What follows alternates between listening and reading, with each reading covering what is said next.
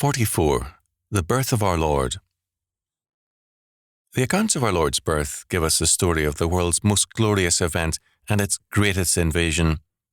People today are ready to hear all kinds of nonsense about visitors from outer space and Star Wars, but the greatest invasion imaginable is a matter of indifference to them. On that day, God the Son entered the world. He came as King to reconquer it for God the Father and to restore it to God's original purpose, to be God's kingdom. He came with grace and healing to all who received him by faith, and with judgment for those who seek to wrest the kingdom from its rightful Lord.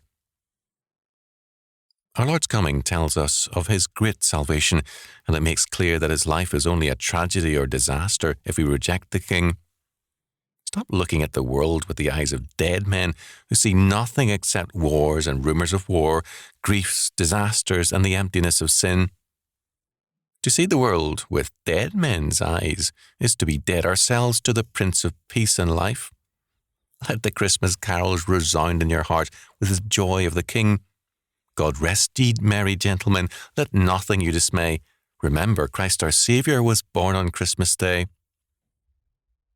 There is joy in the world among those for whom the Lord has come. Therefore, let the joy of the Lord be your strength. Nehemiah 8:10. We aren't alone. Our King has come, and the government shall be upon his shoulder. Of the increase of his government and peace there shall be no end. Isaiah 9:6 and 7. This year, the next, and all the years to come are the years of our Lord, years of his reign. He shall judge all workers of iniquity in his own wise time, and his name is Jesus. Jehovah saves. For he shall save his people from their sins. Matthew 1:21.